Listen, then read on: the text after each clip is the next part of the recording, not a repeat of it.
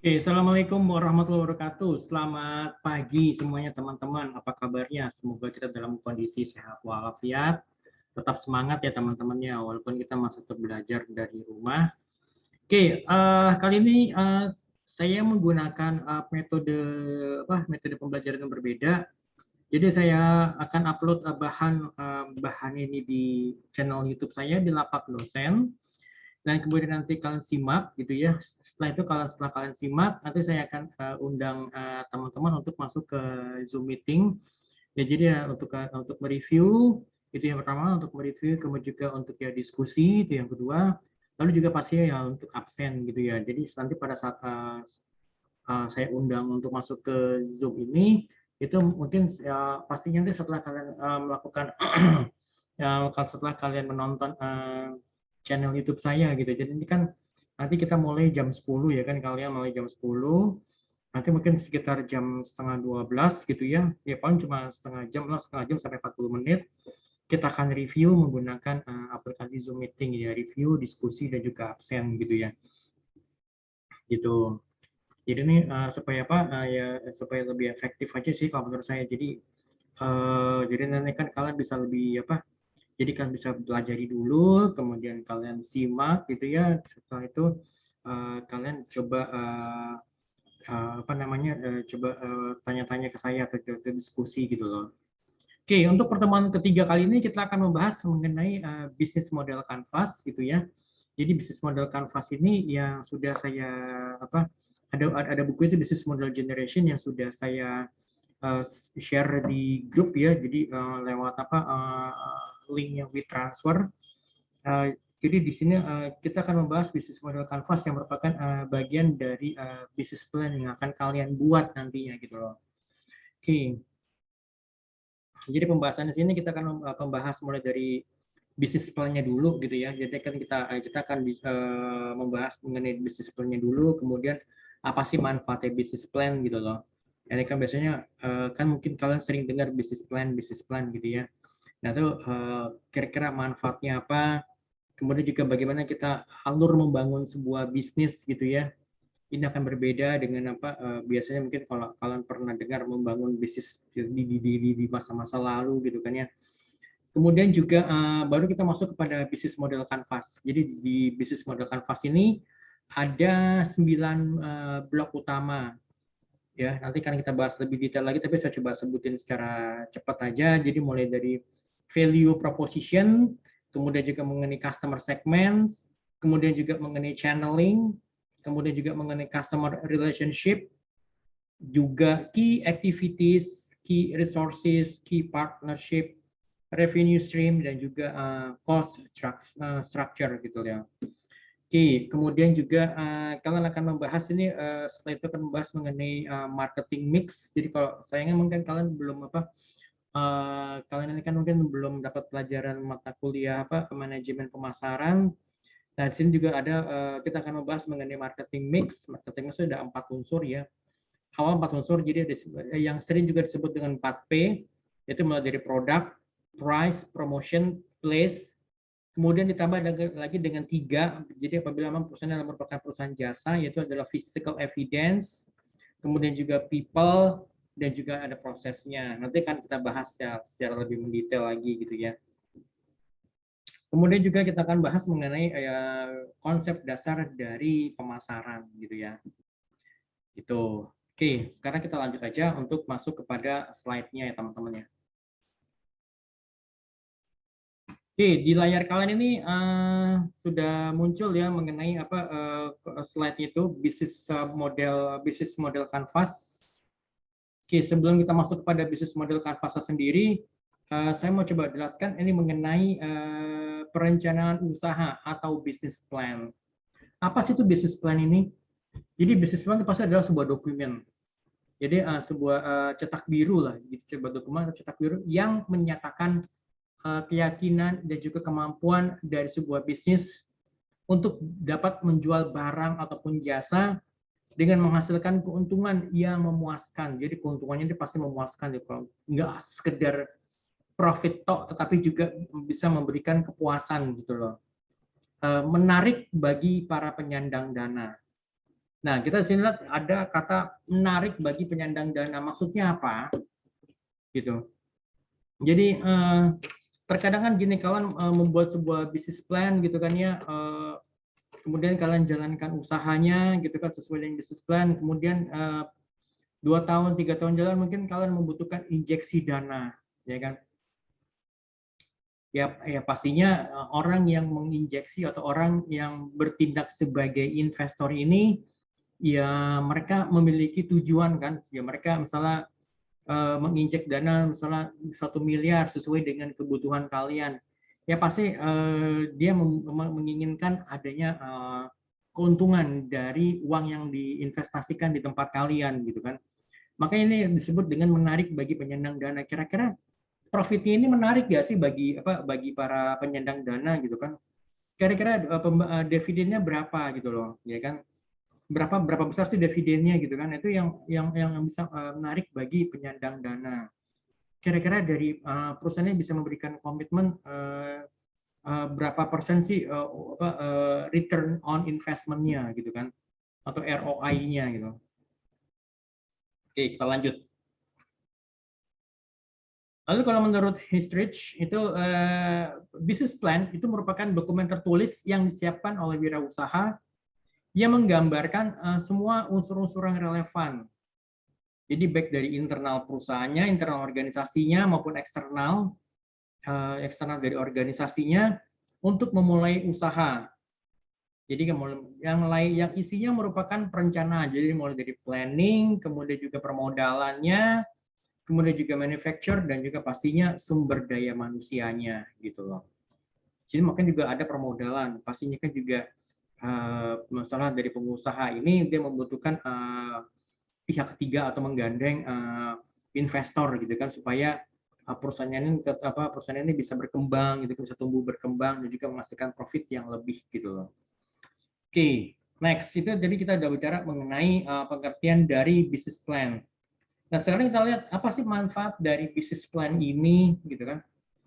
Rencana bisnis jadi merupakan sebuah rencana yang terdiri dari langkah-langkah apa saja yang harus dilakukan dalam merealisasikan ide bisnis menjadi sebuah bisnis yang sukses. Jadi bisnis plan merupakan sebuah rencana, sebuah step by step action yang mengenai apa saja sih yang harus dilakukan supaya ide bisnis ini bisa direalisasikan menjadi sebuah bisnis yang sukses, yang bisa menghasilkan profit gitu kan. Gitu. Pastinya juga profit itu bisa memberikan kepuasan bagi investor gitu kan ya. Nah, kemudian juga bisnis plan ini juga pentingnya bisnis plan disusun sebelum memulai usaha apa? Kenapa sih sebelum kita memulai usaha pasti harus ada bisnis plan-nya terlebih dahulu gitu loh. Ya kan mungkin ada yang ada apa namanya? Ada yang mungkin berpikir bahwa wah kalau kita misalnya nyusun bisnis plan, wah agak ribet ya gitu. Tapi kita lihat apa sih sebenarnya kita lihat pada manfaatnya, kepentingannya gitu loh. Ya kan juga ada yang bilang wah kalau misalkan kalau kita tidak menyusun rencana bisnis ya sama aja kita misalnya merancang kegagalan kita sendiri gitu loh. Ya kan sedangkan bagi mereka mungkin yang sudah menyusun bisnis plan aja mungkin belum tentu bisa berjalan 100% on the right, bisa berjalan 100% atau bahkan mungkin bisa jadi bisnis plannya meleset. Ya itu oke, nggak apa-apa. Tapi kita lihat di sini bahwa bisnis plan itu berfungsi sebagai panduan guidance dalam menjalankan bisnis. Kalau misalkan kalian mau memulai bisnis, kira-kira apa nih bisnisnya gitu kan? Kemudian kalian tuliskan, oke, misalkan saya mau mulai bisnis itu misalnya apa? Misalnya kedai kopi. Kalian harus coba menjelaskan kedai kopi ini kedai kopi yang seperti apa, gitu kan? Kedai kopi itu yang produk-produknya, produk ataupun jasanya itu seperti apa, gitu kan? Gitu kan? Lalu siapa yang akan menjadi baristanya?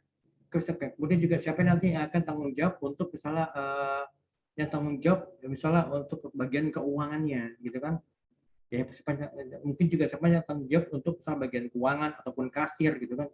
Kemudian siapa lagi mau tanggung jawab misalnya ya untuk untuk melayani konsumen. Nah, itu semua itu harus jelas gitu loh. Kemudian siapa pihak ketiga yang akan saya gandeng gitu kan? Apakah saya akan menggandeng misalnya ojek online Soalnya seperti Shopee Food atau mungkin GoFood atau GrabFood gitu kan ya. Lalu yang kedua pastinya dibutuhkannya sumber dana. Misalnya kan kalian ya mungkin ya, kalian dengan teman-teman kalian ya patungan gitu ya, yang membuat kedai kopi, mungkin seiring dengan berjalannya perkembangan bisnis kalian, kalian membutuhkan injeksi modal atau perlu tambahan dana segar untuk usaha kalian gitu loh. Kira-kira siapa nih yang kira-kira kalian misalnya usianya masih kecil gitu ya, masih mungkin baru umur 2 tahun 3 tahun yang memang sudah berbentuk badan usaha, misalnya baik itu CV ataupun PT gitu, mungkin karena kalian juga sembari misalnya mengirimkan biji kopi, walaupun soal jumlahnya mungkin nggak banyak-banyak banget ke beberapa daerah di pelosok ke beberapa daerah ke pelosok tanah air gitu kan ya. Karena mungkin kalian itu misalnya mungkin di antara teman-teman kalian mungkin ada yang di antara para peneliti mungkin ada yang punya kebun kopi atau mungkin punya koneksi punya jalur langsung atau jalur khusus dengan para petani kopi nanti yang juga merupakan yang bisa kita gali gitu loh, sumber yang bisa kita gali potensi bisnisnya gitu kan ya gitu. Nah pastinya ya seperti ini kan dibutuhkan sumber dana gitu loh. Misalnya saya butuh dana misalnya sekitar misalnya berapa, misalnya 1 miliar misalnya untuk misalnya untuk sewa tempat misalnya selama berapa, misalnya 4 tahun 5 tahun, kemudian juga misalnya apalagi untuk menambah kapasitas tempat duduk gitu kan, yang kemudian juga misalnya untuk menambah lagi karyawan, kemudian juga untuk menambah misalnya modal kerja kalian ya kan, kemudian juga untuk membeli lebih banyak lagi misalnya biji kopi yang akan dikirim ke, bahkan sampai dikirim ke luar negeri gitu kan ya itu. Nah yang ketiga, bisnis plan juga ini memberikan gambaran ataupun output di masa yang akan datang. Kira-kira bisnis ini mungkin dalam 3 tahun 4 tahun yang akan datang tuh seperti apa sih rencananya gitu kan. Kira-kira kalian tuh mau coba dapetin profit itu misalnya seberapa besar gitu kan ya. Nah dari situ kan kemudian kan nanti si investor bisa mendapatkan gambaran. Oke, misalkan kalau saya injek dana salah 1 miliar di kedai kopi kalian, kira-kira nanti setiap bulannya, setiap tahunnya ini berapa ROI atau return on investment yang bisa saya dapatkan gitu kan. Nah itu seperti itu gitu loh. Jadi eh, pentingnya ini bisnis plan seperti ini supaya apa? Supaya kita jalan pada track yang benar gitu loh. Jadi kalau kalian bicara mengapa bisnis plan itu pada bisnis plan itu dalam industri kopi atau membuat kedai kopi, ya pastinya kalian itu tidak akan misal merambah ke bisnis ya di luar dari bisnis inti kalian yang kedai kopi. Misalnya tiba-tiba misalnya kalian jualan soto ayam gitu loh, itu kan itu sama sekali berbeda. Kalau kita lihat misalkan mungkin kalau bisa kita lihat misalnya kalau kayak kopi itu misalnya temennya apa gitu kan ya. Kalau orang ngopi itu biasanya ngapain sih, kan pasti membutuhkan tempat yang enak, tempat yang cozy gitu kan. Kemudian juga butuh apa lagi, misalnya mungkin cemilan yang ringan-ringan misalnya seperti gorengan, misalnya ya pisang goreng atau ubi goreng gitu kan ya, atau mungkin apalagi yang lain, singkong goreng. Nah itu kan seperti itu, mungkin roti bakar gitu. Nah itu berarti bisnisnya nggak jauh dari situ, atau mungkin cookies gitu kan ya, kue-kue kering gitu ya. Ya jadi seperti itu. Jadi panduannya sudah jelas gitu loh, bahwa bisnisnya itu adalah kedai kopi, jadi nggak mungkin nanti tiba-tiba berkembang menjadi berkembang atau berubah menjadi warteg gitu loh. Walaupun sebenarnya di warteg juga jualan kopi, tetapi dia tidak spesifik untuk jualan kopi, dia kejualan barang banyak banyak menu-menu utama yang lainnya, jadi tidak spesifik kopi. Tapi kalau kalian tuh spesifik kopi, jadi kalian coba cari kira-kira kopinya kopi yang seperti apa gitu. Misalnya kopi yang dicampur dengan jahe merah, kopi yang dicampur dengan jintan hitam, atau mungkin kopi yang dicampur dengan avocado, atau jus alpukat gitu loh. Nah jadi tetap itu menjadi fokusnya pada usaha kedai kopi kalian gitu loh. Nah itu jadi pentingnya bisnis plan seperti ini gitu loh. Kemudian juga bagaimana misalkan kalau kalian misalnya menemukan masalah, atau mungkin salah selama perjalanan waktu ya pasti ya usaha itu kan pasti akan ada jatuh bangunnya. Nah, itu kan juga sebagai panduan kalian kira-kira kalau seperti ini bagaimana gitu loh. Misalkan tiba-tiba nanti PPKM-nya mungkin levelnya dinaikkan lagi misalnya menjadi level 4 atau bahkan level yang lebih tinggi lagi terus bakal sampai lockdown. Ya jadi kalian punya panduan, oke kalau misalkan seperti ini apa yang mesti gue lakukan? Kira-kira masih ada opportunities apa lagi di luar sana gitu loh.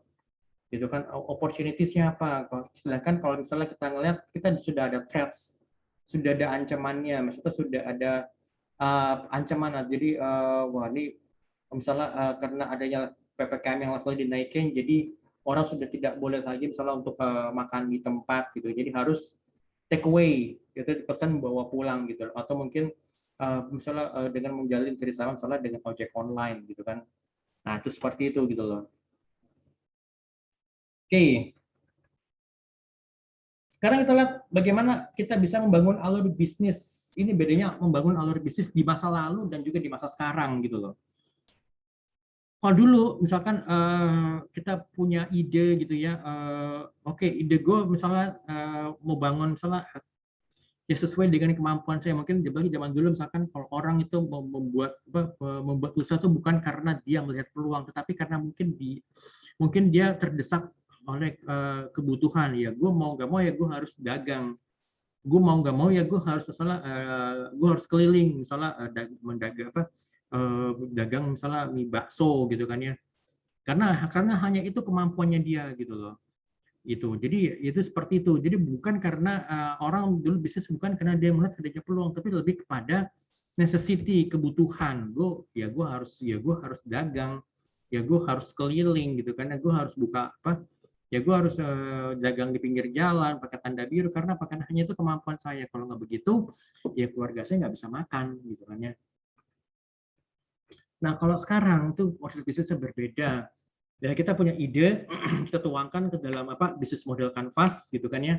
Kemudian kita coba validasi, kita coba lihat kira-kira apa namanya workable nggak, maksudnya ini kira-kira bisnisable nggak, apakah ini bisnis ini akan bisa running gitu kan ya, apakah bisnis ini sudah bisa running. Mungkin kalaupun juga misalkan kayak kedai kopi, kemudian kalian kalian melihat, kalian mencoba memvalidasi dalam artian di sini kalian mencoba menguji konsepnya ini, kira-kira kalau dengan kedai kopi saya seperti ini sudah berapa banyak sih kedai kopi yang kurang lebih sama gitu kan ya. Kemudian apa yang ditawarkan oleh pesaing itu yang perlu dilihat juga, apa yang saya tawarkan, kemudian juga apa kekuatan bisnis saya dan juga apa kelemahan bisnis saya, itu yang harus kalian coba lihat gitu loh. Nah jadi ya seperti itu gitu loh. Jadi kita kalian validasi, oke, kalau misalkan sudah oke, kita buatkan bisnis plan-nya gitu kan ya. Kita buatkan bisnis plan, kemudian kita pitching gitu kan, pitching atau competition. Jadi dalam pitching atau competition misalnya dalam artian ya kalian coba uji di apa dalam konteks sebenarnya kita uji dalam misalnya apa kayak misalnya ya seperti kayak dia ya uji kayak uji ya uji di atas pentas, bisa jadi seperti itu, atau mungkin kalian pitching di hadapan para juri, itu juga bisa seperti itu gitu loh. Atau bahkan juga kalian langsung kalian ya sembari kalian jalan gitu ya, kalian jalan kemudian kalian perbaiki lagi bisnis plan, kalian revisi lagi gitu kan ya, tapi tetap pada bisnis model yang sama gitu loh, dengan menggunakan dengan tetap pada core bisnis yang sama. Misal tadi untuk kedai kopi gitu kan ya, pasti ya seiring dengan berjalannya waktu, adanya perbaikan-perbaikan, adanya perbaikan produk, penambahan produk, mungkin ada produk yang dihilangkan karena mungkin sama sekali nggak laku, atau mungkin ya tingkat penjualan yang sangat rendah gitu ya. Itu ya memang mau nggak mau ya harus dibuang gitu. Tetapi tetap pada core bisnisnya adalah core bisnis, misalnya kedai kopi tadi gitu loh. Misalnya ternyata orang tuh nggak suka singkong, jadi singkong mau dikasih parutan keju, singkong mau dikasih apapun, ya tetap nggak laku, ya sudah kalau gitu singkongnya nggak usah, singkongnya kita lupakan saja, kita fokus kepada misalnya yang lain. Misalnya ternyata yang lebih laku itu ternyata roti bakar dengan misalnya kopi coklat, atau mungkin misalnya kopi hitam dengan dipadu dengan pisang gorengnya, atau mungkin kopi hitam yang dipadu dengan misalnya apa namanya, misalnya dengan roti bakarnya. Nah, itu kan kita itu sejalan dengan sejalan ya, seiring dengan berjalannya bisnis kita ya, kita bisa dapetin oh ternyata konsumen seperti ini keinginannya. Itu yang bisa kita perbaiki lagi, kita adjust lagi gitu kan ya. Nah, kemudian baru yang misalnya kita ketemu dengan investor atau ketemu dengan pemilik modal yang mau misalnya menanamkan modalnya di usaha kita gitu. Baik kita mungkin bisa jadi mungkin ya orang tua kita atau mungkin saudara kita gitu kan ya, atau mungkin ada pihak lain yang memang fokusnya untuk membangun UMKM gitu kan ya. Oke, nah oke, sekarang baru kita ngebahas di sini mengenai bisnis model canvas atau sering juga disingkat dengan BMC, atau juga ada orang menyebutnya dengan business model generation. Oh ya, mungkin sebelum sampai ke sini mungkin teman-teman ada yang menanyakan, Pak, gimana sih ide untuk bisa mendapatkan peluang usaha, atau tadi kan saya nyebutin kopi gitu kan ya, kedai kopi ya, karena basically saya seorang pecinta kopi gitu kan ya. Ya, terutama paling misalkan nih, kalau kayak kopi hitam yang dipadu dengan misalnya ya dipadu misalnya dengan avocado, udah pernah saya coba, misalnya pernah saya coba konsumsi, bukan coba usaha. Kemudian juga ada lagi ya misalnya ya kopi kopi arang gitu kan ya. Oh ya pokoknya kan semua kopi gitu loh, semua kopi kecuali kalau salah kopi yang sudah dicampur creamer ya saya sih kurang prefer gitu, karena saya lebih suka kopi itu kopi ya yang hitam gitu, karena coffee is black gitu kan ya. Tuh. Itu kan karena itu berdasarkan dari passion saya untuk di bidang kopi gitu kan. Maka saya menyebutkan kedai kopi. Nah, bisa juga mungkin nanti ide bisnis itu diambil ya dari apa yang menjadi hobi kalian, apa yang menjadi kesukaan kalian atau kecintaan kalian gitu kan ya. Itu mungkin bisa digali menjadi sebuah menjadi sebuah ide bisnis. Atau mungkin juga yang pernah saya jelaskan ke kalian itu pada saat minggu yang lalu, sebentar. Itu adalah misalnya bagaimana kalau misalkan kalian itu mencuri ide bisnis. Jadi ada yang mengatakan ATM, amati, kemudian kita tiru, tentunya juga pasti ada kita memperbaiki gitu loh. Atau amati, tambahkan, kemudian kita menjalankan bisnisnya, dan bilang juga seperti itu gitu loh. Tapi kalau yang pernah saya coba ambil itu seperti ini. Sebentar.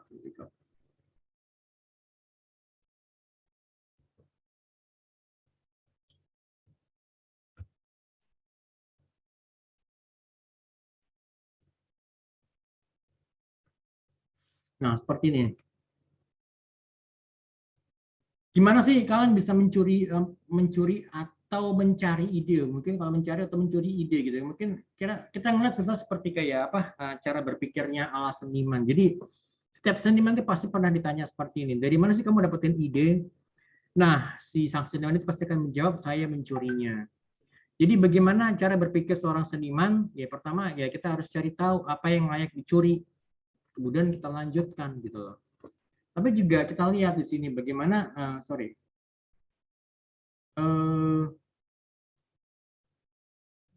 Dani.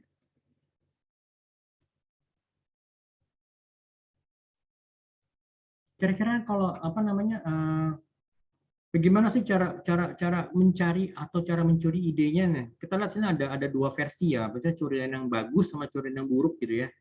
Kalau curian yang bagus itu pasti terhormat gitu loh. Maksudnya kita nggak hanya sekedar copy paste tok, tapi ya kita juga menambahkan, memperbaiki gitu kan ya. Kemudian kalau curian yang buruk ya tanpa etika ya, cuma ya copy paste tok, ya udah copy paste kan, terus kemudian dia mengklaim bahwa ini adalah karyanya dia gitu loh.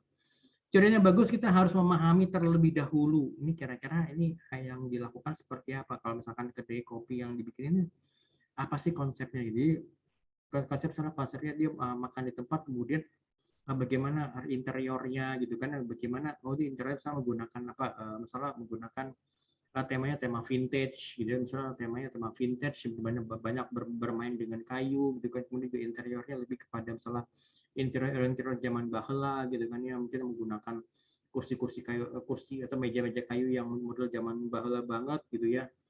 kemudian juga tempat duduknya juga sama, kemudian juga dilihat misalnya pakaian dari para staffnya gitu kan ya, terlihat misalnya juga menggunakan temanya tema vintage gitu loh. Jadi ya kita harus paham dulu gitu loh, maksudnya kita harus paham dulu ini seperti apa. Bahkan kalau kita juga memahami, kita mencoba produknya, kita datang lihat gitu, survei, dan itu juga kita lakukan nggak cuma sekali dua, kita mungkin berkali-kali ya, sembari kita nongkrong di situ, kita ngelihat apa sih, gimana sih cara supaya orang tetap datang gitu ya. Lagi misalkan kayak kopi itu kan ya tidak setiap saat orang minum kopi kan, gitu kan ya, maksudnya ya pagi minum kopi, kita setelah minum kopi ya dia lanjut kerja kan, nggak mungkin dia stay lama di kedai kopinya gitu. Tapi kira-kira apa sih membuat bisnisnya dia bisa bertahan gitu, nanti mesti coba dipahami gitu loh. Kira-kira apa sih membuat orang tetap tertarik datang ke tempatnya dia gitu loh, ya kan. Nah itu seperti itu mesti dipahami gitu loh. Berarti kan kalau pencurian yang baru dia cuma tahu sepintas, gitu ternyata gitu, gitu ya, pakai enter seperti itu, ya udah, langsung kita copy paste gitu kan. Ya kalau misalnya gitu ya Me Too ya, kalau misalnya kalian menggunakan konsep bisnis Me Too alias kalian cuma ngikut-ngikut toh, ya kalian tidak akan lebih baik dibandingkan pihak yang kalian tiru gitu loh. Biasanya ya bisnis kita tidak akan lebih, kecuali kalau kita melakukan perbaikan penambahan gitu ya, kita kemungkinan besar untuk kita memperbaiki atau kita menjadi lebih baik lagi, itu akan lebih besar kemungkinannya gitu loh, ya kan. Kalau curian yang bagus sih kita mencuri dari banyak tempat gitu loh, dari beberapa tempat nih. Kalau kedai kopi yang di Jakarta tuh seperti apa sih konsepnya ya, kalian coba datang ke beberapa tempat, kalian lihat apa sih sebenarnya kenikmatan orang untuk datang dan duduk berjam-jam di kedai kopi. Jadi kita bicara mengenai kedai kopi yang lokal gitu ya. Apa sih kenikmatannya mereka? Ternyata misalnya mereka sambil meeting, misalnya mereka sebagai tempat meeting gitu kan ya, daripada dia harus meeting di luar kantor, yaudah mereka ketemu di satu tempat ya sembari ngopi gitu ya. Setelah makan siang, after lunch, misalnya dari siang after lunch itu jadi sekitar jam 2 jam 3. Ternyata seperti itu gitu ya. Nanti kalian harus bisa melihat apa nih yang seperti apa gitu loh. Ya kan, jadi kalian coba lihat beberapa lokasi gitu loh. Kalau dibandingkan kalau cuma yang satu lokasi toh, ya berarti kalian cuma tahu itu doang. Tapi mungkin kalian hanya baru tahu sepenggal informasi, secuil informasi gitu loh.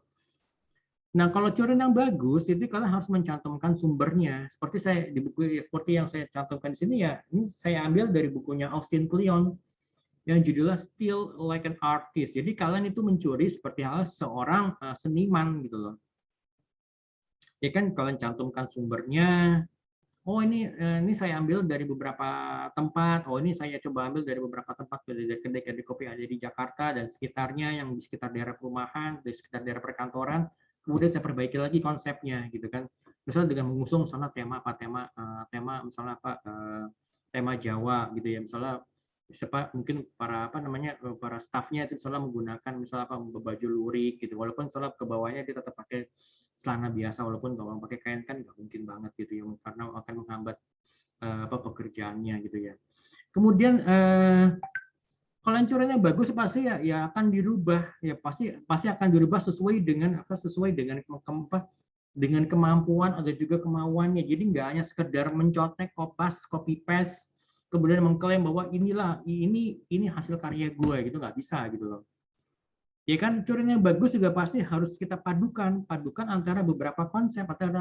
Misalnya kayak kedai kopi ya, kita harus lihat beberapa tempat-tempat yang lain seperti apa gitu loh. Ya kan, kalau kedai kopi ini banyak di Jakarta, kita harus juga lihat kalau dari sekian banyak kedai kopi yang ada, kira-kira apa sih membuat konsumen itu tetap datang gitu kan? Apa sih yang membuat mereka itu tetap nyaman dan betah gitu loh di berjam-jam di kedai kopi yang ada gitu loh.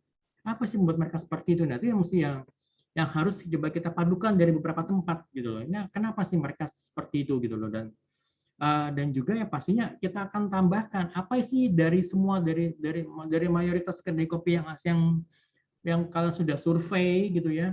Kira-kira apa sih yang tidak ada pada mereka tetapi nanti gue punya gitu loh. Misalnya wifi Pak, ya pasti semua kedai kopi pasti semua sekarang udah ada wifi-nya gitu kan.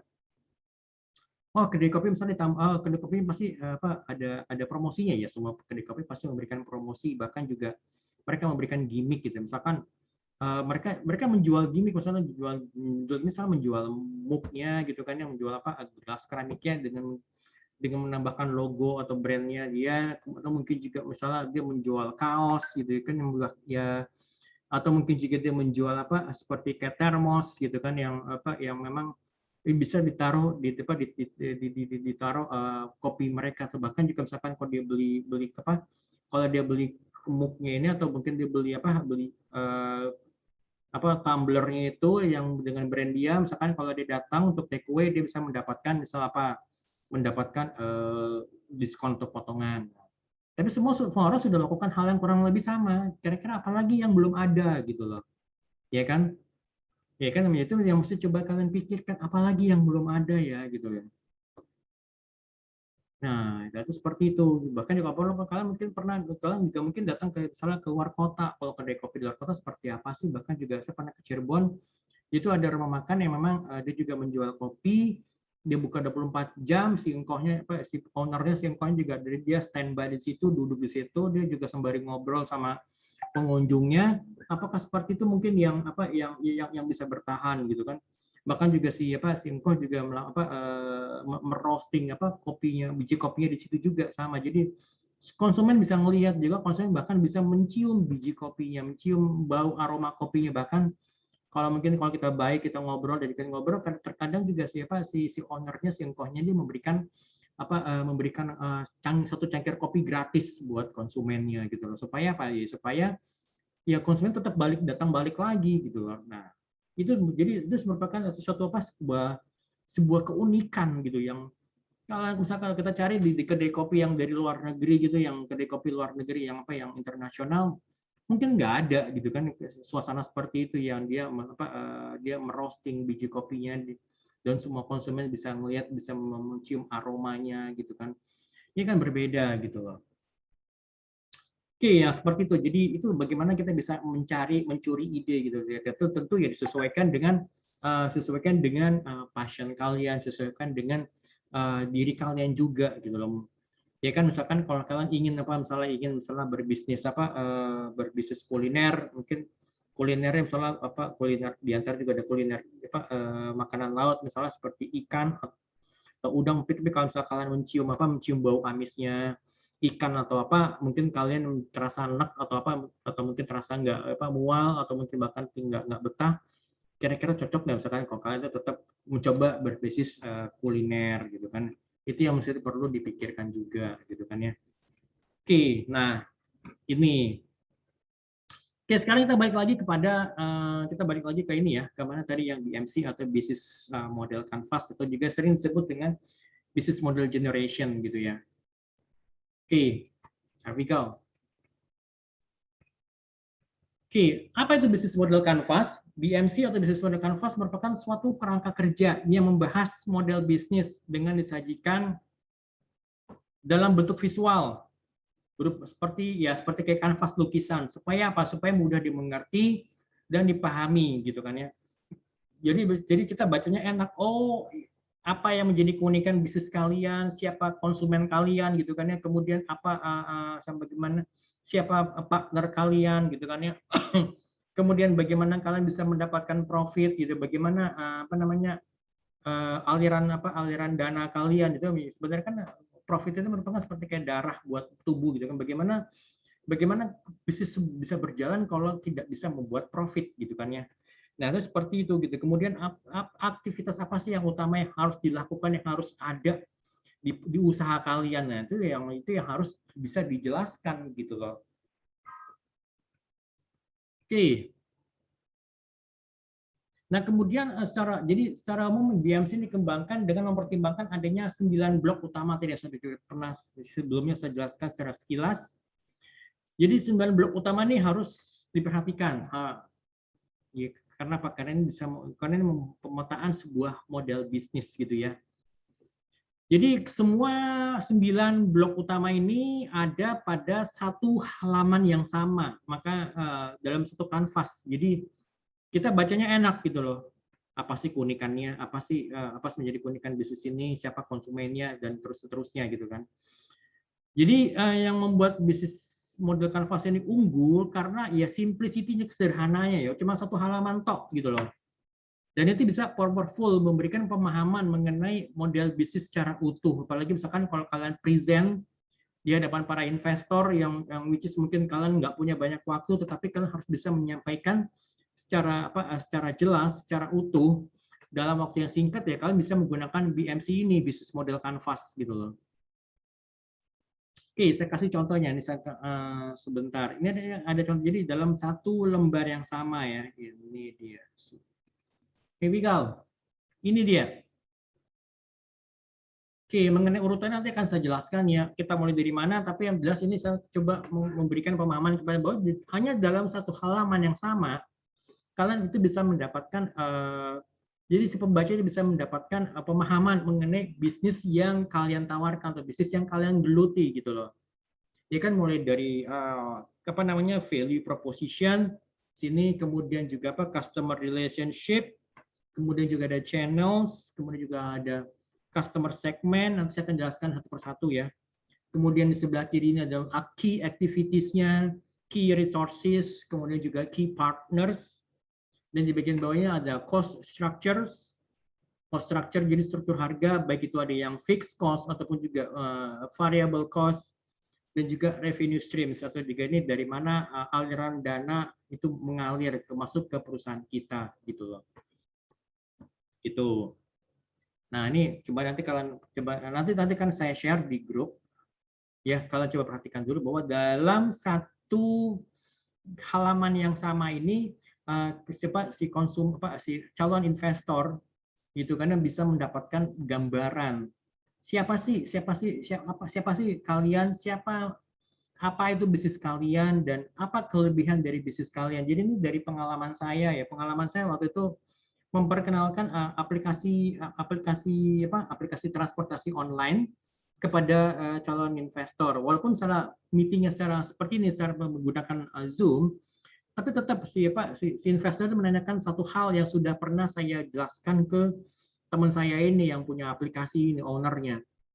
Saya menanyakan gini, apa yang membedakan aplikasimu, aplikasi Anda, saya ngomongnya, apa sih yang membedakan aplikasi lo dibandingkan aplikasi lainnya seperti Gojek atau misalnya Grab gitu loh. Oh, dia menjelaskan, oh seperti ini. Apalagi sekarang kan kalau Gojek itu sudah menggandeng Tokopedia kan gitu. Itu kan semakin gila aja kan, kekuatannya semakin menggurita gitu loh. Nah, di situ dia menjelaskan, oh kalau misalkan kalau konsepnya dia seperti ini, dia memberikan yang lebih bagi para partnernya, kemudian juga harganya nggak tidak dinaikkan, harganya tetap. Nah, dia memberikan seperti itu, dia memberikan penjelasan secara lebih detail apa kelebihan aplikasinya dia dibandingkan aplikasi yang lain. Yaitu pasti konsumen pasti calon investor akan bertanya. Misalkan kalau mengajukan konsep, mengajukan bisnis plan itu di mana kalian coba menjelaskan BMC-nya. Kemudian kalau bisnis kalian itu dalam salah bisnisnya kedai kopi, ya pasti nanti kan kalian investor akan bertanya gitu loh. Apa yang membedakan kedai kopi kalian dengan kedai kopi yang lain gitu loh. Kenapa konsumen harus datang ke tempat lo gitu kan? Kenapa konsumen ini tuh harus datang ke tempat kalian? Kalau jawabannya hanya sekedar harga lebih murah, ya jangan harap investor mau menjajakan dana di tempat kalian. Ya karena apa? Kalau misalnya semakin murah ya berarti ya untungnya semakin tipis. Kalau untungnya semakin tipis ya investor berpikir kapan gue dapat duit gue, kapan duit gue balik, kapan duit gue balik itu yang pertama. Terus keuntungan tipis banget gitu loh. Ya mendingan saya menanamkan uang dengan jumlah yang sama di bisnis lain yang bisa memberikan profit yang lebih gitu kan. Itu kan cara berpikir investor gitu loh.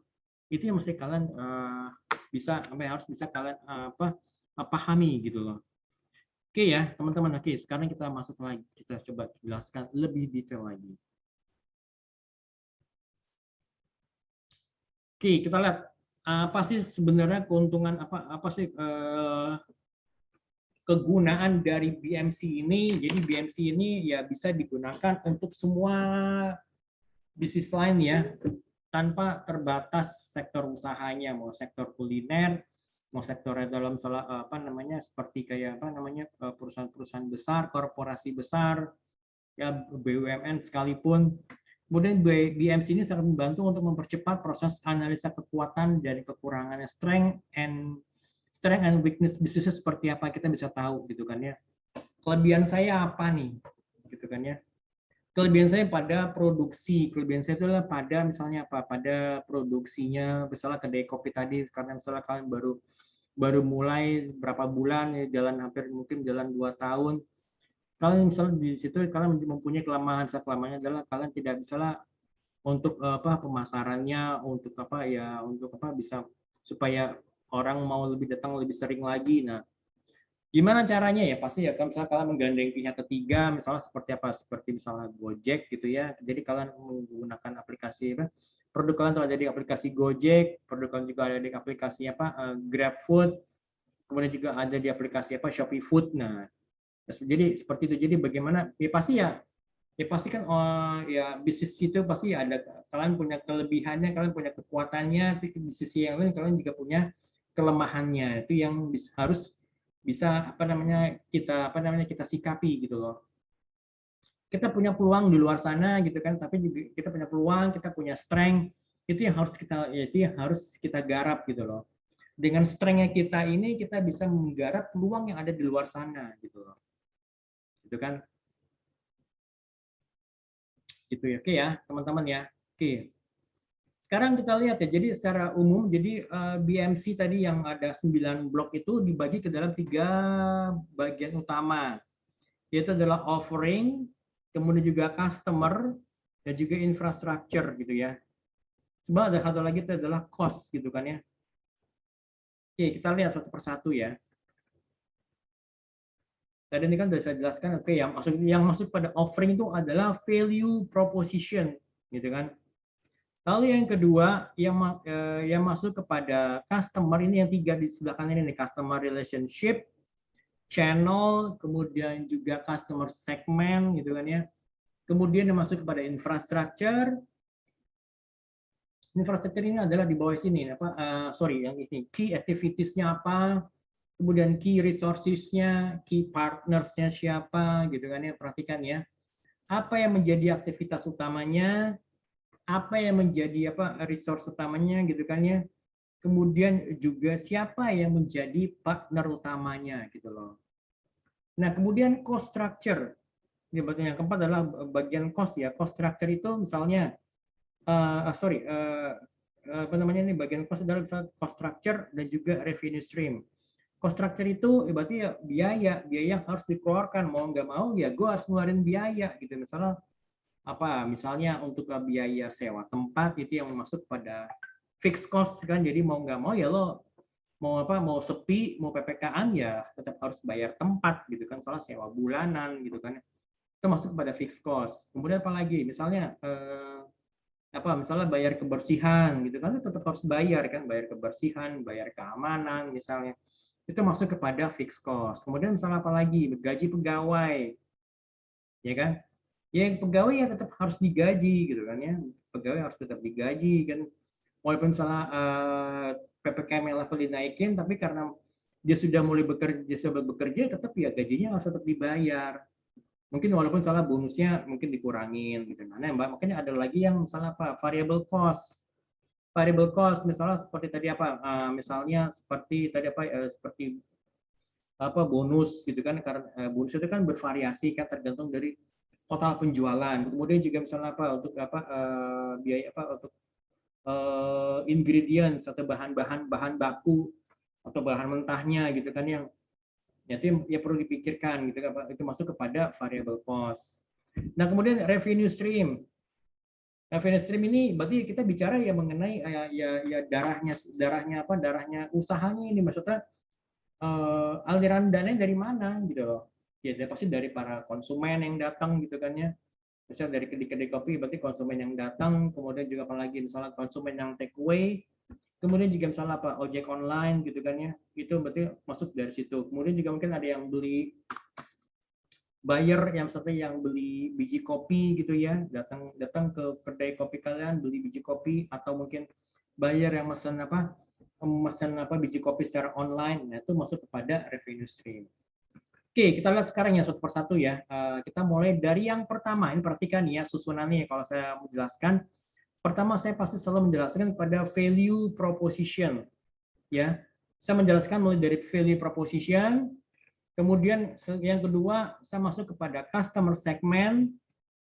Kemudian yang ketiga adalah channels. Perhatikan ya, customer segment, channel, dan juga customer relationship gitu ya. Jadi perhatikan ini ya. Jadi yang dari kanan ya, dari tengah saya menjelaskan di tengah, kemudian masuk kepada customer segment, kemudian juga saya menjelaskan kepada channelnya, baru saya menjelaskan kepada customer relationship-nya gitu ya. Setelah ini baru saya masuk kepada infrastrukturnya ya. Infrastruktur adalah key activities. Lalu yang kedua key resources. Dan yang ketiga itu adalah key partnership gitu ya. Jadi dari tengah ya. Perhatikan ya, dari tengah ini. Dari tengah larinya ke sebelah kanan. Kemudian dari kanan kita baru lari ke kiri. Itu. Jadi caranya seperti itu.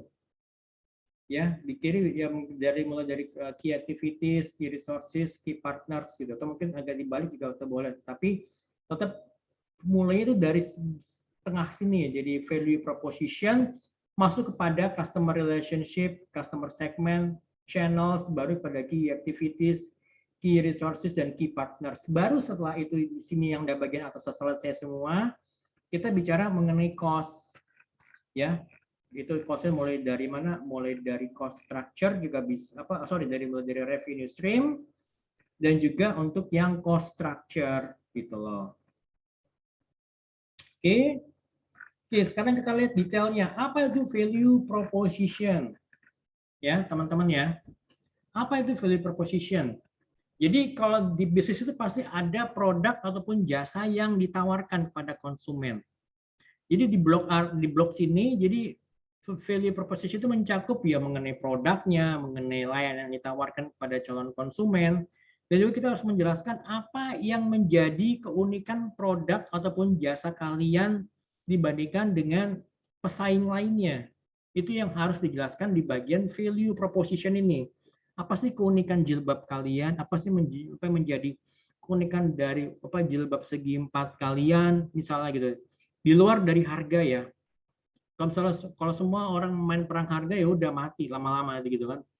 Lama-lama ya kalian hanya jual harga modal, terus gimana kalian bisa dapetin untung, gimana kalian bisa bayar sewa tempat, gimana kalian bisa bayar karyawan, ya kan? Atau mungkin bahkan kalian bayar listrik untuk apa supaya kalian bisa online juga mungkin susah gitu kan ya.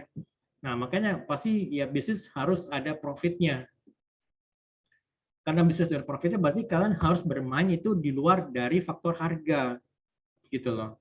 Apa nih kira-kira yang menjadi keunikan daripada bisnis kalian, atau apa yang menjadi keunikan dari produk ataupun jasa kalian gitu. Kalau saya punya kedai kopi, apa sih menjadi keunikan buat kedai kopi saya gitu loh.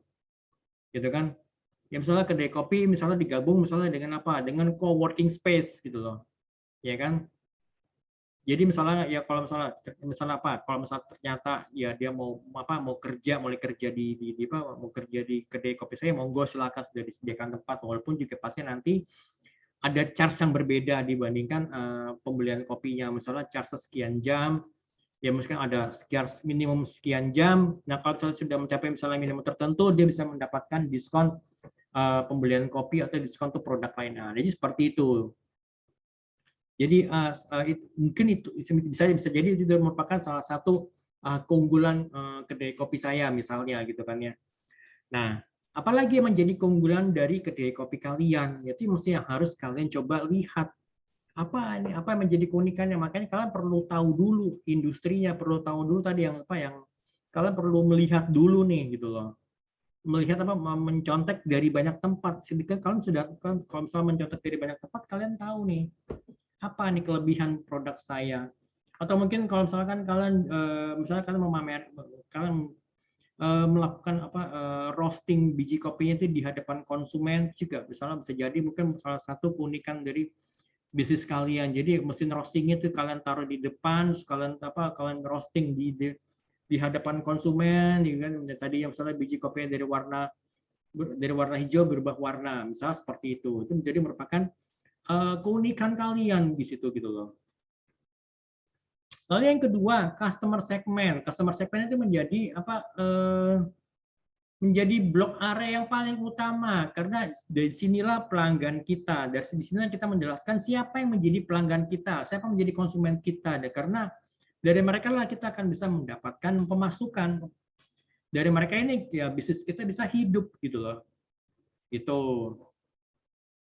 Kira-kira misalkan kalau kedai kopi saya itu siapa sih menjadi targetnya? Misalnya apa? Misalnya apa karyawan atau pekerja misalnya dari usia misalnya berapa? Usia 25 sampai dengan misalnya usia 45 atau 55 yang misalnya atau mungkin para peserta mungkin orang yang lebih sering bekerja atau bisa jadi yang kedua karyawan yang lebih sering bekerja di luar kantor ya kan usia sekian gitu kan ya tinggal misalnya di daerah tinggal di daerah Jakarta Timur dan sekitarnya mungkin juga berkantor di daerah pusat. Nah berarti saya sudah jelas nih konsumen saya siapa gitu loh karena nah gitu kan jadi udah ketahuan nih atau mungkin salah mahasiswa atau mungkin salah mahasiswa atau mahasiswi yang penggemar kopi atau pecinta kopi usia misalnya berapa usia 18 sampai usia 22 atau 23. Nah tinggal di daerah mana saya tinggal di daerah Jakarta Timur dan sekitarnya. Nah itu berarti kan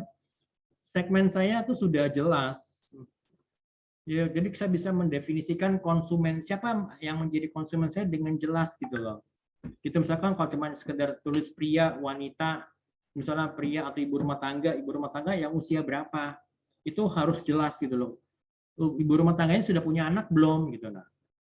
Jadi cuma seperti kayak misalnya di sini wanita berhijab ataupun tidak berhijab usia 15 sampai dengan 50 tahun yang tinggal di area Jabodetabek. Misalnya kita bisa jelaskan juga misalnya wanita karir yang berhijab yang misalnya yang memperhatikan penampilannya agar tetap agar tetap syari dan juga tetap bisa aktif. Nah, itu seperti itu juga bisa gitu kan ya. Oke, lalu yang ketiga, channel. Apa itu channel? Channel merupakan sarana untuk menyampaikan nilai ataupun manfaat dari produknya kepada konsumen gitu loh. Lewat misalnya promosi di Instagram, promosi di mana lagi? Misalnya promosi di sosial media, ya kan? Atau misalnya menggunakan Misalnya menggunakan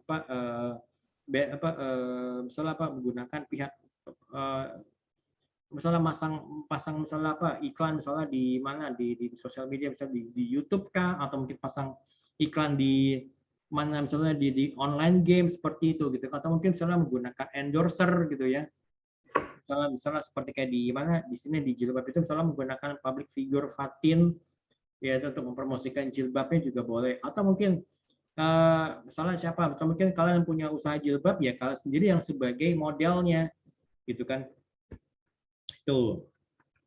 Lalu yang ketiga, customer relationship. Oke, perhatikan. Jadi di dalam ruangan lingkup ini, bagaimana kita bisa menjalin hubungan dengan pelanggan. Jadi customer relationship itu bagaimana kita bisa menjalin hubungan dengan pelanggan. Kalau channel itu bagaimana kita bisa menyampaikan produk kita, menyampaikan nilai atau manfaat dari produk kita kepada konsumen gitu loh. Itu. Jelas ya teman-teman ya. Oke, nanti kalau ada yang tanyakan bisa nanti tanyakan di pada saat kita Zoom meeting itu ya. Oke, customer relationship bagaimana kita bisa menjalin hubungan dengan konsumen kita gitu loh. Supaya ya mereka tidak berpaling ke kompetitor gitu loh. Sayang banget kan kalau misalkan mereka berpaling pada kompetitor sebenarnya berarti kita kehilangan peluang bisnis di situ gitu loh. Ya misalnya customer relationship. Jadi misalnya kita memberikan promosi atau mungkin kita misalnya memberikan menanyakan mengenai feedback untuk produk kita seperti apa. Nah, itu seperti itu gitu loh. Ataupun, nah itu udah jelas ya. Jadi itu udah tidak ada 3 ya, customer segment. Customer segment itu bagi siapa yang menjadi konsumen kita harus jelaskan dengan sangat detail di sini. Kemudian yang kedua, channeling, bagaimana jadi sarana untuk menyampaikan nilai ataupun value ataupun manfaat dari produk kita kepada konsumen. Kemudian juga customer relationship, bagaimana kita bisa menjalin hubungan dengan konsumen, ya kan? Misalnya dengan memberikan diskon card, atau misalnya menggunakan loyalty card gitu kan ya. Misalnya dengan menggunakan loyalty card, mereka bisa mendapatkan misalnya diskon sekian persen, atau misalnya mereka bisa mendapatkan misalkan saya di kedai kopi, mereka bisa mendapatkan prioritas utama misalnya untuk coworking space gitu loh. Lalu yang infrastruktur ini bagian daripada infrastruktur ini ada 3 gitu. Ada yang pertama adalah key activities. Key activities merupakan segala aktivitas yang harus dilakukan oleh sang business person-nya ini untuk bisa menghasilkan produk ataupun jasa. Ya, jadi di sini termasuk misalnya bagaimana dia membranding produknya, kemudian juga bagaimana dia membranding produknya, bagaimana dia bisa membuat produknya itu membuat produknya atau merancang produknya gitu. Serta tadi kalau jilbab, bagaimana dia proses bagaimana dia bisa merancang jilbabnya gitu supaya lebih terlihat menarik, ya kan, dan juga tetap wanitanya, tetap si pemakainya bisa tetap aktif, ya, tetap bisa beraktivitas seperti biasa gitu ya. Nah, itu kan seperti itu. Kemudian juga misalkan kalau tadi kayak kedai kopi, berarti aktivitasnya itu adalah bagaimana dia misalnya merosting kopi gitu kan, bagaimana dia bisa meramu kopi dengan dengan ingredients yang lainnya gitu kan. Itu seperti itu. Dan juga bagaimana dia proses yang lain, misalnya tadi memasak misalnya menggoreng pisangnya atau mengolah beberapa hidangan-hidangan samping yang lainnya. Nah, seperti itu gitu loh. Nah, itu kan. Oke, kemudian juga sini ada lagi yang kedua adalah key resources. Yang termasuk di sini itu adalah sumber daya yang dimiliki oleh para pebisnis ataupun organisasi. Sumber dayanya apa? Untuk bisa mewujudkan value proposition tadi yang di atas, bisa mewujudkan keunikan produknya, keunikan jasanya. Key resources ini misalnya seperti ya sumber daya manusia pasti dong. Kemudian juga aset-aset perusahaan. Ya misalnya tadi misalnya ya tadi mesin roastingnya, kemudian juga manusianya, si baristanya, atau mungkin kalau tadi yang jilbab berarti siapa si desainernya gitu kan ya. Kemudian juga mungkin alat potongnya misalnya, atau mungkin mesin jahitnya. Nah, itu seperti masuk kepada key resources-nya gitu loh. Nah, atau mungkin juga misalnya seperti peralatan IT-nya, misalnya laptop ataupun kamera digital misalnya untuk memoto mengambil gambar dan bisa diupload ke Instagram. Nah, seperti itu kan. And then yang ketiga, key partnership. Jadi ini berisi pihak-pihak yang menjadi penentu terhadap jalannya bisnis. Key partnership jadi dia punya dia punya pengaruh terhadap sukses atau tidaknya bisnis yang kita jalanin ini gitu loh. Jadi nggak hanya sekedar nggak hanya sekedar pelanggan tok yang kita jadikan sebagai partner, tapi juga ada pihak-pihak yang lain. Misalnya siapa? Misalnya kalau kayak tadi di kopi, berarti ya petani kopinya atau mungkin supplier kopinya gitu loh. Kemudian juga siapa lagi? Misalnya tadi partnershipnya misalnya tadi dengan dengan ojek online gitu kan ya. Baik itu dengan dengan GoFood atau GrabFood atau mungkin Shopee Food gitu kan, atau mungkin juga ya dengan pihak lainnya gitu loh. Misalnya kalau misalnya kita menjalin partnership dengan dengan calon buyer yang ada di luar negeri, berarti ya kita harus punya jejaring yang kuat. Kira-kira kita punya jejaring siapa nih yang bisa bantu, siapa yang bisa jadi bisa bantu kita untuk bisa memasarkan produk kopi kita sampai bahkan ke luar negeri gitu loh. Itu oke. Next. Sampai sini udah jelas misalnya kayak tadi Sritex sebagai penyedia bahan baku jilbab, kemudian juga penyedia bahan baku pembuatan bros, yang itu kan kalau untuk di bidang fashion gitu ya. Oke, kemudian revenue stream. Jadi revenue stream itu merupakan apa namanya? Bagaimana kita bisa mendapatkan uang nih, uangnya dari mana nih kita dapat nih? Apakah dari orang yang datang ke tempat kita gitu kan ya, atau mungkin ada datang ke tempat kita misalnya untuk take away kopi atau take away teh dengan makanan yang lain, atau mungkin mereka yang datang ke tempat kita tuh misalnya untuk kerja di coworking space, atau mungkin kerja sekalian dengan memesan makanan. Nah, itu seperti itu gitu loh. Nah, kemudian juga misalkan kayak reseller hijab. Berarti misalnya reseller ini yang akan menjadi yang akan memberikan kita revenue, karena ya kan misalnya beli produk hijab dari tempat kita, atau mungkin juga adanya dari konsumennya langsung atau konsumennya melalui para dropshipper gitu kan ya. Nah, ini seperti ini, itu merupakan revenue stream bagi kita. Oke, kemudian juga cost structure. Kan sudah dijelasin secara sekilas ya, karena ini cost structure ini perlu diperhatikan, jadi jangan sampai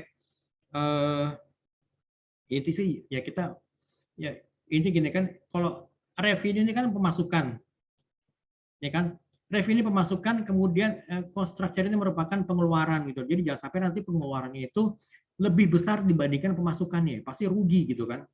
Gimana cara saya bisa mengembangkan usaha saya kalau sayanya rugi gitu loh, gitu kan.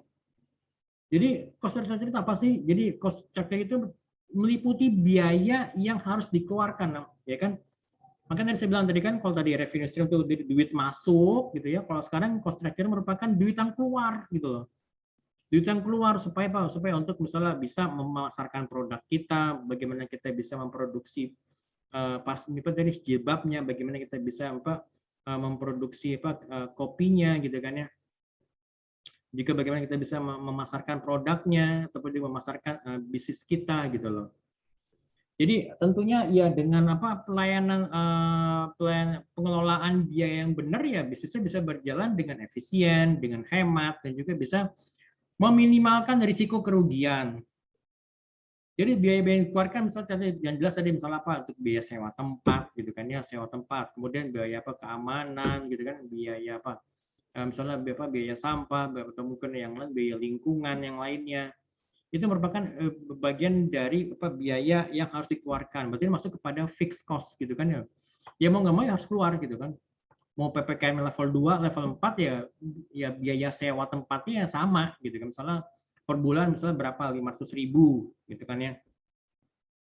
Berarti setiap bulannya saya harus mengeluarkan biaya 500.000 hanya untuk sewa tempat, belum termasuk misalnya biaya sampah, misalnya biaya keamanan gitu kan ya, atau mungkin juga biaya listrik gitu kan ya. Itu semuanya kan harus keluar gitu kan. Nah, ada lagi misalnya biaya yang sifatnya tidak tetap atau variable cost, misalnya untuk biaya promosi, kan kita nggak setiap bulan harus, walaupun misalnya kita setiap bulan promosi uh, apa ya harus sebesar itu, misalnya apakah harus gitu kan. Kemudian juga misalnya untuk misalnya biaya pembelian bahan-bahan baku itu kan sifatnya bervariasi kan, sesuai dengan kebutuhan gitu kan. Kemudian juga misalnya apalagi misalnya seperti tadi produksi gitu kan, misalnya untuk biaya pembelian misalnya cup gitu, cup kopinya ya kan, itu nggak setiap hari, itu nggak harus setiap bulan, atau mungkin misalnya kita beli misalnya setiap 2 bulan sekali, 3 bulan sekali, kemudian nanti baru mungkin di bulan kedua atau ketiganya kita pesan lagi gitu. Nah, itu seperti itu gitu. Oke, untuk format laporan, kemarin saya sudah coba kirimkan bagaimana kalian bisa membuat laporannya ini ya. Jadi format laporan yang pasti dimulai dari halaman judul, terdiri dari nama bisnisnya apa, logo, alamat atau kontak person yang bisa dihubungi. Isinya seperti ini. Jadi bab pertama tuh overview. Overview itu ya berarti pakai pengantar gitu loh. Pertama dari bisnis background-nya, background bisnis kalian, background usaha kalian seperti apa, kemudian visi dan misinya, ya, visi dan misi dari usaha kalian, gitu kan ya. Kemudian penjelasan mengenai produknya seperti apa, dan juga struktur organisasi. Baru nanti di yang ke bab kedua itu mengenai bisnis model kanvasnya. Jadi bab keduanya itu ya baru nanti satu halaman itu terdiri dari ya satu halaman aja untuk yang BMC-nya gitu kan. Nanti kalau misalnya kasih penjelasan untuk masing-masing unsurnya tadi nanti di halaman berikutnya gitu loh. Kemudian nanti di bab ketiga itu adalah financial plan yang terdiri dari budgetnya. Berarti persiapan budgetnya, persiapan untuk apa eksekusi bisnisnya. Kemudian kapan kalian itu kira-kira di bulan keberapa atau kapan kalian bisa BEP. Kemudian kalau misalkan kalian misalnya menggandeng investor, kalian sini coba jelaskan bagaimana kalian bisa bagi profit dengan investornya gitu. Baru di bab 4 mengenai penutup. Oke ya teman-teman ya. Oke, kita lanjut. Untuk marketing strategi, jadi marketing strategi ini memang kalian belum belajar selesai nih, kalian belajar marketing dulu baru masuk kepada entrepreneurship ya. Tapi saya coba jelasin langsung ke sini deh. Apa namanya? Sini aja kali ya. Pemasaran, marketing. Jadi ada 4C bisa dibilang ya, 4C. Jadi mengenai customer solutions. Jadi customer solutions itu mengenai produk yang bisa yang bisa untuk memenuhi kebutuhan ataupun juga keinginan dari konsumen. Jadi customer solutions. Lalu yang kedua cost, customer cost. Lalu yang ketiga convenience. Lalu yang keempat communication gitu kan ya. Nah, kemudian konsep dasar pemasaran. Jadi ada yang namanya AIDA. Nanti saya coba jelasin sekilas dulu nanti pada saat kita ketemuan di Zoom meeting baru saya coba jelaskan secara lebih mendetail. Jadi ada namanya AIDA, attention, interest, desire, and action gitu loh. Attention, bagaimana konsumen itu bisa merasa mendapatkan attract attention. Makanya kenapa kalau dalam iklan ada yang namanya stopping power. Jadi di awal iklan itu ya misalnya dibuat adegan-adegan yang lucu atau ada adegan-adegan yang bahkan sama sekali tidak ada hubungannya dengan produk yang akan diiklankan ini gitu loh. Jadi mendapatkan attention, perhatian, apa itu kok lucu ya misalnya gitu loh. Nah, setelah mendapatkan perhatian baru nanti adanya minat atau ketertarikan, interest gitu loh. Jadi sama aja seperti kayak misalnya pada saat nonton iklan, kok kayaknya lucu ya, ini iklan apa sih? Nah, itu baru sudah ada ketertarikan. Kemudian desire, ternyata misalnya iklan ini. Kira-kira dari situ kalian punya desire nggak, ada keinginan nggak untuk misalnya mencoba produknya gitu, ya kan? Mencoba produk, kira-kira ada keinginan nggak? Kemudian action, tindakan. Biasanya kalau desire itu keinginan untuk mencoba produknya. Kemudian action itu adalah ya benar-benar kita membeli produknya, membeli jasanya, kita mencoba produknya, kita konsumsi produknya gitu kan. Nah, situ baru setelah itu kalau soal bagaimana mengenai kepuasannya gitu kan ya. Oke, kemudian juga sini ada lagi marketing mix. Ini saya coba jelaskan aja nanti ya marketing mix ini dari sini sebentar.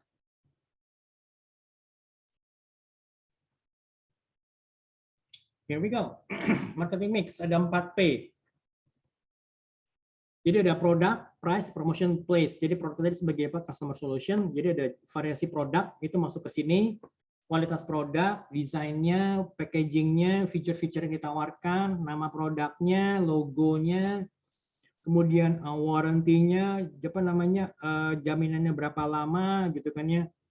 Itu masuk kepada bagian dari produk gitu loh. Unsur dari produk sini. Kemudian ada lagi price.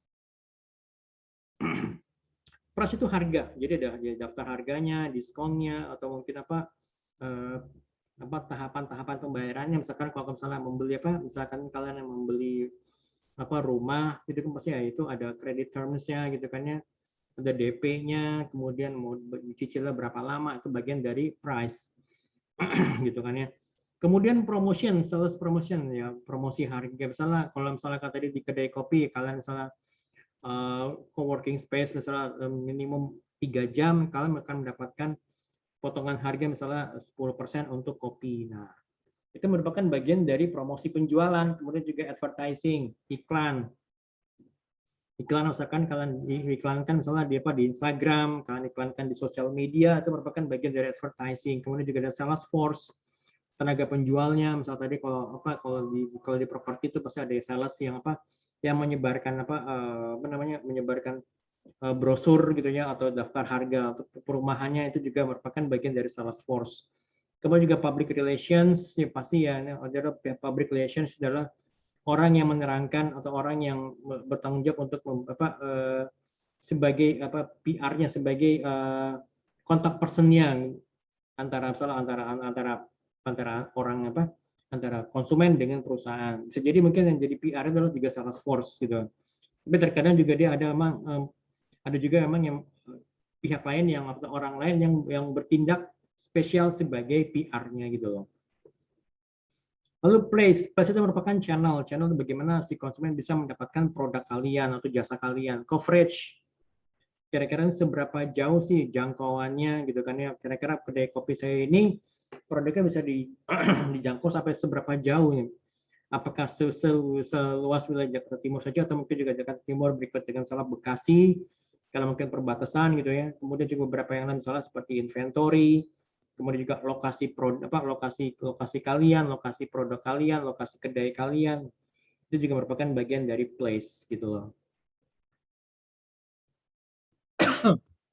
Sorry. Ada juga, nah di sini terutama kalau misalkan kalian sebagai perusahaan jasa, itu ketika pasti ada 3P tambahnya, itu adalah people, proses, dan juga physical evidence gitu loh. People berarti orang yang karyawannya.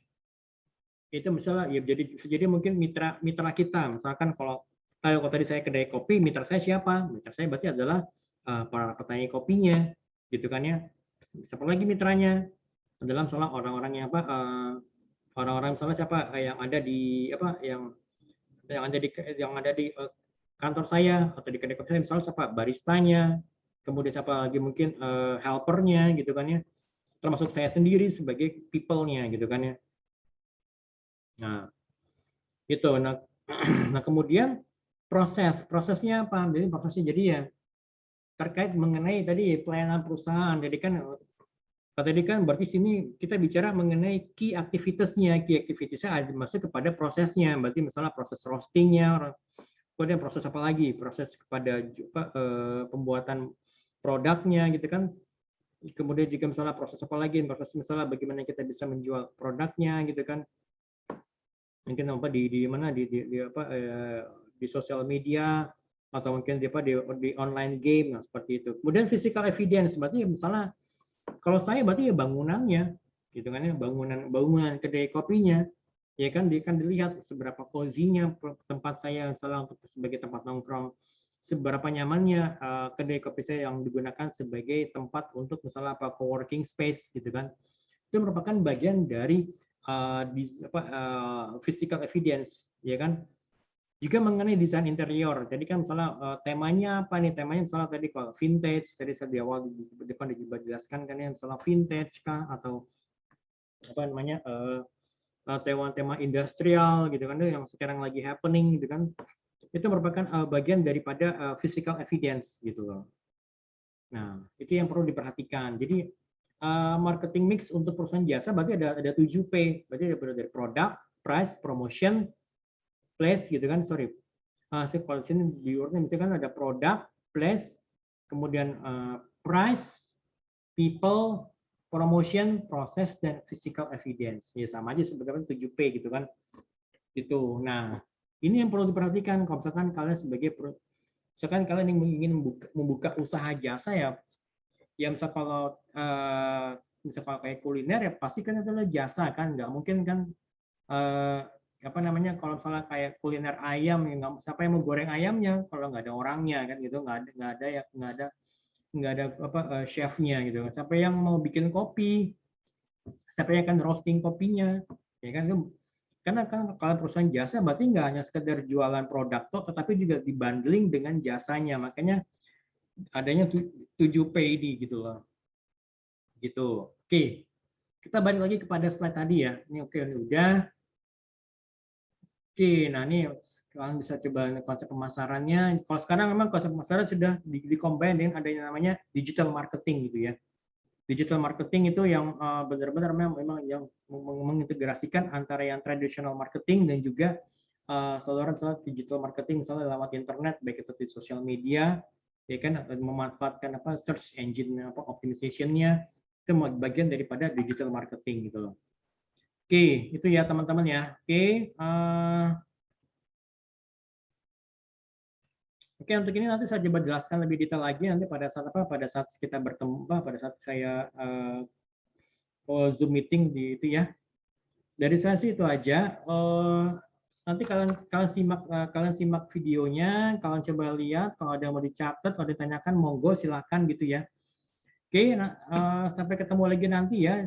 Nanti saya akan buka itu nanti sekitar jam kita kan nanti kuliah dari jam 10 sampai jam 12.30 nanti sekitar mungkin jam apa jam 11:04 nanti kan saya undang kalian untuk masuk ke Zoom meeting gitu ya. Oke, ya dari saya itu aja untuk ini ya untuk penjelasan untuk yang pertemuan ketiga mengenai BMC atau Business Model Canvas. Saya juga sudah share untuk bukunya itu ya Business Model Generation itu yang bisa dijadikan sebagai referensi untuk untuk pengembangan bisnis plan kalian kalau memang kalian serius untuk mengembangkan menjadi lebih baik lagi ke arah bisnis yang live yang akan kalian tekuni ya bisa sebagai referensi business model generation booknya itu gitu. Oke. Itu aja dari saya. Kalau gitu teman-teman ya. Sampai ketemu lagi nanti. Oke, terima kasih banyak. Assalamualaikum warahmatullahi wabarakatuh.